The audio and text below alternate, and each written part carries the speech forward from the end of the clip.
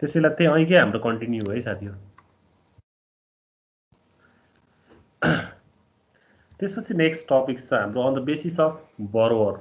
बरोवर भनेको जसले ब्याङ्कबाट सपोर्ट लिन्छ त्यो भने एउटा इन्डिभिजुअल पनि हुनसक्छ, एउटा इन्स्टिट्युसन पनि हुन संस्था पनि हुनसक्छ, व्यक्ति पनि हुनसक्छ। त्यसको आधारमा पनि हामीले के गर्न सकिन्छ, लोनलाई क्याटेगोराइज गर्न सकिन्छ हैन।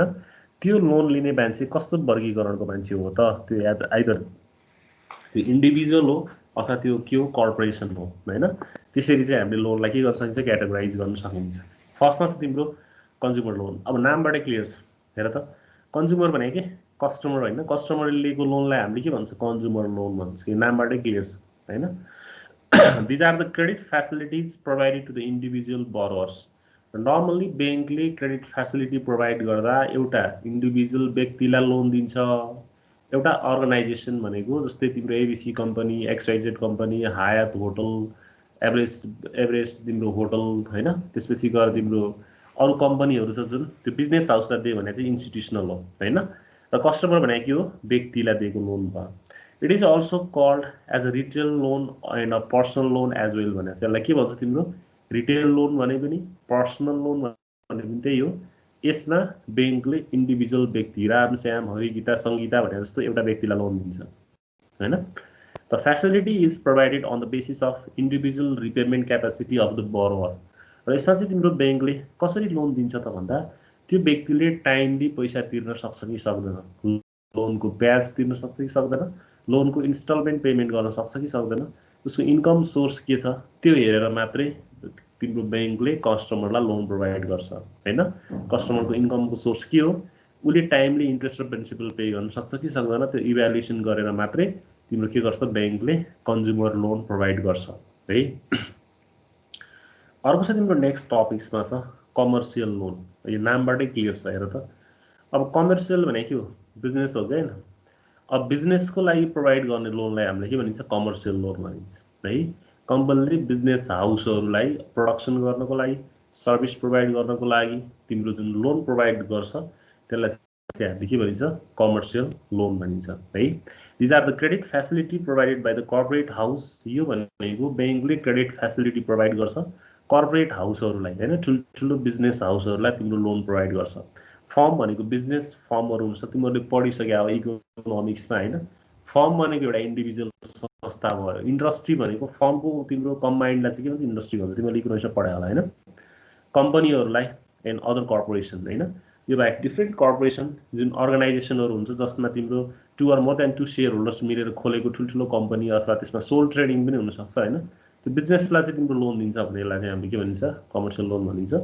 It is also known as the wholesale and the business loan as well. यसलाई के भनिन्छ, बिजनेस लोन पनि भनिन्छ, होलसेल लोन पनि भनिन्छ हैन। व्यापार गर्नेलाई दिने लोन भयो बिजनेस हाउसहरूलाई। The facility is provided on the basis of financial of the firm, company and the corporations. यो चाहिँ के को आधारमा दिन्छ भन्दा संस्थाको फाइनेन्सियल अवस्था कस्तो छ बिजनेसको हैन। Either the company is financial sound or not हैन। If the company is financially sound the bank will provide the loan, otherwise not. यदि तिम्रो फाइनेन्शियली साउन्ड छ, प्रफिटेबिलिटी राम्रो छ, डिभिडेन्ड हिस्ट्री राम्रो छ, रिजर्भ इन प्रोभिजनमा राम्रो पैसा छ, डिफ्रेन्ट सेक्टरमा इन्भेस्टमेन्ट गरेको छ, कस्टमर राम्रो छ, बजारमा गुडविल राम्रो छ, गुड्स एन्ड सर्भिसेस राम्रो प्रोभाइड गरिरहेछ हैन, आइएसओ सर्टिफाइड हो, कर्पोरेट सोसल रेस्पोन्सिबिलिटी फुलफिल गरिरहेछ हैन, त्यस्तो खालको कम्पनी छ भने ब्याङ्कले तिमीलाई लोन प्रोभाइड गर्छ। अब तिम्रो 5 वर्षसम्म एनुअल जनरल मिटिङ गरेको छैन हैन, केही लिगल डकुमेन्ट्स स्ट्रङ छैन, ट्याक्स क्लियरेन्स छैन, बजारमा नेगेटिभ तिम्रो म्यासेज छ, सेयर होल्डरलाई डिभिडेन्ड बाँड्न सकेको छैन हैन, गुड्स एन्ड सर्भिसेस क्वालिटी छैन, त्यस्तो कम्पनीलाई ब्याङ्कले कमर्सियल लोन प्रोभाइड गर्दैन है। यसको लागि पनि तिम्रो कम्पनी के हुनुपर्छ, financially as well as other different सेक्टरहरूमा फाइनेन्सियली साउन्ड हुनुपर्छ कम्पनी चाहिँ है। अब नेक्स्टमा छ हाम्रो तिम्रो के भन्छ, यो डिमान्ड लोन बुझिन्छ हैन। यो कन्ज्युमर लोन र कमर्सियल लोन त बुझिन्छ, सहिलो छ है। यस सर। अब हामी तिम्रो नेक्स्ट टपिक्समा जाउँ, डिमान्ड लोन। अब नामबाट पनि अलिकति तिमीहरूले याद गर्नुपर्छ साथी, के भन्न खोज्या होला यसले भन्ने कुरा बुझ्नुपर्छ। नामै के छ हेर साथी, डिमान्ड। डिमान्ड भनेको के, माग्नु हैन। डिमान्ड लोन भनेको ब्याङ्कले, जस्तै तिमीले ब्याङ्कबाट लोन लियो, लोन लिइसकेपछि ब्याङ्कले तिमीसँग पैसा फिर्ता ल्या भन्न सक्छ हैन। त्यस्तो लोनलाई हामी के भन्छ डिमान्ड लोन भनिन्छ है। भनेको मतलब यस्तो किसिमको लोन जुन लोन चाहिँ डिमान्ड गरेको बापत तिम्रो के गर्नु पर्यो फिर्ता गर्नु पर्यो हैन। र तिम्रो क्रेडिट हिस्ट्री छ भने तिमीले चाहिँ फेरि पनि पाउन सक्छ तिम्रो लोन फेरि पनि फिर्ता ल्याउन सक्छ त्यही लोनलाई तिमीले है। These are the short-term loans provided to the borrowers to meet their short-term fund requirement. र normally यो demand loan भनेको पनि short-term loan हो which maturity is normally less than 1 year हुन्छ। कस्टमरको डिजायर फुलफिल गर्नको लागि बैंकले प्रोभाइड गर्ने सर्ट टर्म लोनलाई चाहिँ हामीले के भनिन्छ डिमान्ड लोन भनिन्छ according to the demand of the customer. The demand loan shall have maturity of less than 1 year shall be recalled by the bank whenever felt necessary. मैले अहिले तिमीहरूलाई भनेको थिएँ नि यसको लाइफ 1 वर्षभन्दा अथवा कम हुन्छ र बैंकले कतिखेर डिमान्ड गर्न सक्छ जतिखेर बैंकलाई लिक्विडिटी चाहिन्छ त्यतिखेर तिम्रो के गर्न सक्छ कस्टमरसँग पैसा ल्या भनेर तिम्रो डिमान्ड गर्न सक्छ हैन। त्यसलाई हामीले के भन्छ डिमान्ड लोन भनिन्छ अथवा दोज लोन। त्यसमा तिम्रो के गर्छ बैंकले चाहिँ पैसा जतिखेर पनि डिमान्ड गर्न सक्छ र which maturity period is normally less than 1 year that is called के डिमान्ड लोन है। अब यो डिमान्ड लोनमा धेरै किसिमका लोन हुन्छन् साथीहरु है। यसमा अलिकति याद गर्नुपर्ने कुराहरु छ। एउटा छ रिभल्भिङ डिमान्ड लोन। अब यो रिभल्भिङ भनेको के हो रिभल्भिङ भने तिमीले पढिरहेको कुरा हो। यो भनेको दोहोरी राख्ने खालको रेकरिङ हुन्छ नि हैन रिपिटेटिङ है भनेको दोहोरी राख्ने कुरालाई चाहिँ के भन्छ रिभल्भिङ अथवा रिपिटेटिङ अथवा रिकरिङ भन्छ। त्यस्तो लोनलाई चाहिँ हामी के भन्छ रिभल्भिङ डिमान्ड लोन। अब सुरुको डेफिनेसनमा जाँदाखेरि डिमान्ड लोन भनेको 1 वर्षभन्दा थोरै समयको हुन्छ है। रिभल्भिङ भनेको तिम्रो के हुन्छ त भन्दा यो दोहोरी राख्ने खालको हुन्छ है। भनेको एकचोटी बैंकले डिमान्ड गर्यो तिमीले पैसा लरे फिर्ता दियो फेरि तिमीले डिमान्ड गर्यो त्यो पैसा फेरि ल्याउन सक्यौ फेरि बैंकलाई तिरेर फेरि ल्याउन सक्यौ हैन। भनेको तिम्रो समस्या नभइकिन लोनहरु तिमीले फ्रिक्वेन्टली ल्याइराख्न सक्छ कम्पनीले भन्नेलाई चाहिँ के भन्छ रिभल्भिङ डिमान्ड लोन भनिन्छ है। Such loans shall be renewed upon the satisfactory performance of the borrower. मैले भने नि तिम्रो यदि राम्रो तिम्रो के गर्यो भन्दाखेरि तिम्रो borrowerले राम्रो के रे उसले चाहिँ राम्रो borrowerले राम्रो पर्फर्मेन्स गर्यो भने बैंकले चाहिँ तिम्रो के गर्छ यसलाई लोन रिन्यू गर्न सक्छ। तिमीले टाइमली पेमेन्ट गर्यो भने त्यस्तो कन्डिसनमा बैंक सेटिस्फाइड भयो भने रिन्यू भइराख्छ यो हैन। This allows for the loan amount to be withdrawn, repaid and renewed again in any manner and when any number of times. So अहिले तिमीहरुलाई भने नि यसमा के कुरा चाहिँ छुट हुन्छ त भन्दाखेरि लोन अमाउन्ट टु बी विथड्रन भनेको जति पनि तिमीले लोन ल्याउन सक्छौ बैंकसँग र जुन टाइममा पनि तिमीले बैंकमा लर पैसा तिर्न सक्छौ। 1 लाख ल्यायो 50,000 तिर्यो 50 बाँकी भयो फेरि 50 लियो फेरि 1 लाख भयो फेरि 80,000 तिर्यो 20 भयो फेरि 70,000 ल्यायो 90 भयो फेरि 10 ल्यायो 1 लाख भयो त्यस्तो हैन। विथड्र र रिपेमेन्ट फ्रिक्वेन्टली हुन्छ and redrawn again in any manner and any number of times. तिमीले फेरि पनि ड्र गर्न सक्छौ र जतिचोटि पनि तिमीले लोन लिन सक्छौ तिर्न सक्छौ until the arrangement expires. तर यसको टाइम भने तिम्रो के हुन्छ 1 वर्ष हुन्छ। त्यो 1 वर्षको जुन एग्री फेरि हैन त्यो कन्ट्र्याक्ट टाइम भन्दा बेसीसम्म पछिसम्म चाहिँ तिमीले पाउँदैन। नर्मली यो के हुन्छ 1 वर्ष भित्रमा हुन्छ। यो जस्तै credit card loans and the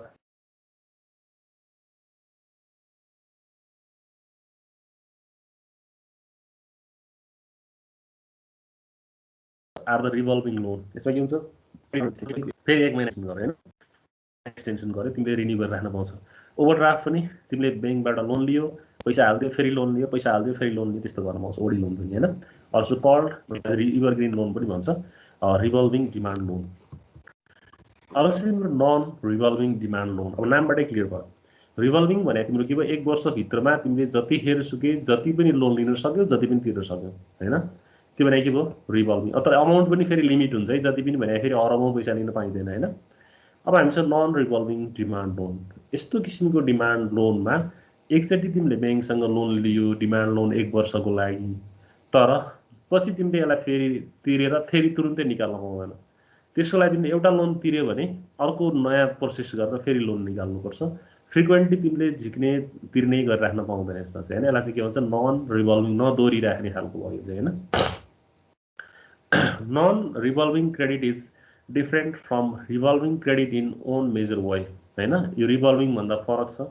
Examples are students loan and the auto loans that cannot be used against once they have been repaid. र विद्यार्थीको लागि लिएको लोन र अटो लोन गाडी किन्नको लागि लिएको लोन एकचोटि लिइसकेपछि फेरि गरेर राख्न पाइदैन हैन त्यसको लागि फेरि लोन लिनु पर्यो भने तिमीले के गर्नुपर्छ अर्को लोन प्रोसेस गरेर मात्रै लोन लिनु पाउँछ हैन त्यो भने के दोहोरिँदैन त्यो नन रिभल्भिङ भयो when you initially borrow the money you agree to an interest rate and a fixed payment schedule loan लिँदाखेरि तिमीले इन्ट्रेस्ट रेट र मैले यति तिर्छु महिनामा भनेर तिमीले फिक्स गरिसकेका हुन्छ you must make the payments each month to pay off the according to the agreement र तिमीले तिर्दाखेरि प्रत्येक महिना जति एग्रिमेन्ट भएको थियो त्यो अनुसार पे गर्दै जानुपर्छ once you pay off a non revolving credit account जब तिमीले एकचोटि नन रिभल्भिङ अकाउन्टको पैसा तिरेर सकिन्छ द अकाउन्ट इज क्लोज तिम्रो अकाउन्ट बन्द भयो लोन अकाउन्ट हैन can not be use again त्यही अकाउन्टलाई फेरि युज गरेर लोन लिन सकिँदैन you will have to make the another application and go through the approval process to borrow the additional funds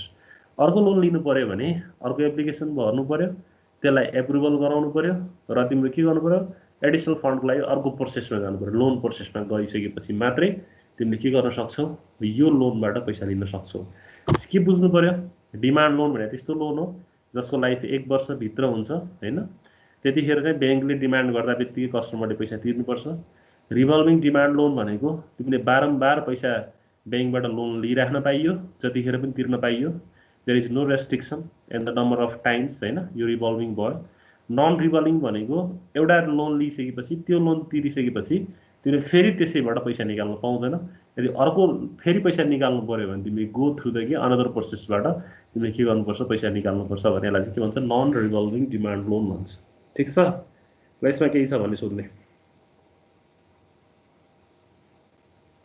sir non revolving demand लोनको फेरि भनिदिनु न यस्तो भयो के साथी जस्तै डिमान्ड लोन भने तिम्रो के हुन्छ 1 वर्ष कति वर्ष टाइम हुन्छ 1 वर्ष है जस्तै तिमीले 5 लाख रुपैयाँ पैसा निकालेको थियो हैन 1 वर्षमा तिमीले के गर्यो एजुकेसन लोनको लागि निकालेको थियो अथवा अटो लोनको लागि अथवा यो लामो समयको लागि न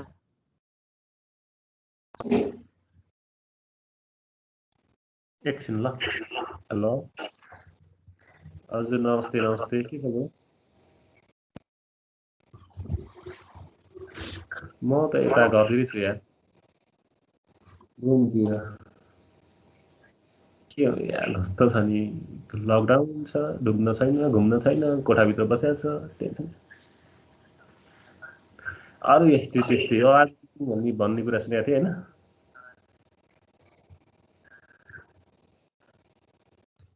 त्यो त जमानामै निस्कियो नि त्यो अब तपाईको त्यो मुहाहारै ठ्याक्कै त याद त छैन त्यो रिपोर्टहरु निकालेको छ एउटा हैन अनि त्यो अब 4 बजे बस्ने भनेको छ हैन त्यसमा हेर्दाखेरि सबै बुझिहालिन्छ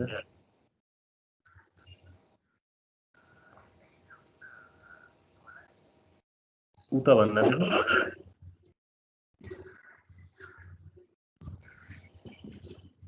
माइनसमा भएको मोटामोटी भन्नुभएको म ब्यागमा छ होला म क्लासमा छु मैले एकछिनमा हेरेर तपाईलाई फोन गरौँला नि त है हस् हस्